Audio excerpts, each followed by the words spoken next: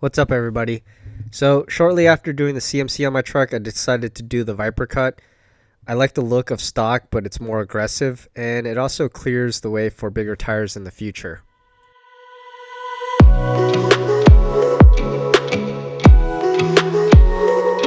So right here you'll see me taping off my cut lines. I actually use the tape as a guide for cutting rather than being able to draw a line on the tape. You don't actually need to draw a line on the tape, because if you plan to use the liner afterwards, it covers up a lot of the mistakes. I'm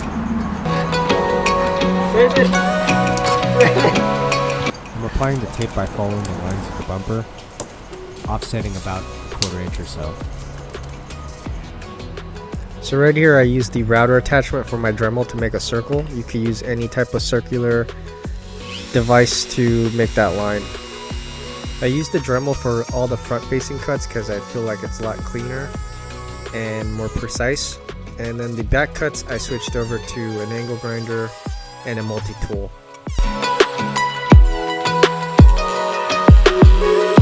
So you'll probably want to keep this bolt. It'll keep the bumper in place and stop wind fluttering. So right about here I switched over to the Dremel flex shaft. It's a smaller tool that allows me to get the blade closer at that weird angle. Take your time on the round cuts. It probably helps if you have a smaller blade, like a used up blade. But it should also be pretty much hidden after you put on the liner.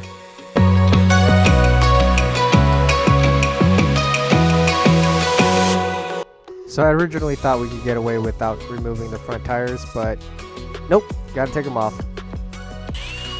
So right about here I switched over to the angle grinder because the Dremel wasn't making deep enough cuts. This is the backside, so obviously not many people are gonna be able to see it, so it shouldn't matter that much. And since we had a multi-tool, we decided to use that as well. That actually gave pretty precise cuts as well. It was a lot easier to control inside the wheel well. So I kept this bolt and the clip so it's still held in place, won't move around.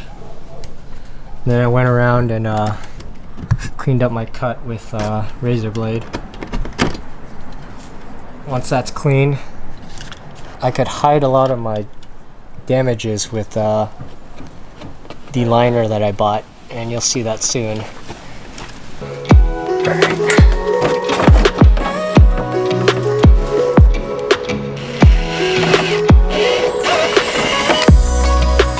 One hole.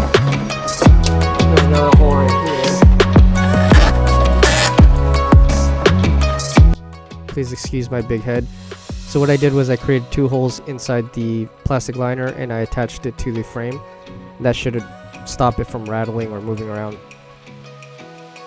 This is the method I used to get the same cut on both sides. On the first side that I did, I took a measurement from A to A and B to B, and I replicated that same distance on the other side. Then repeat everything you just did on the other side.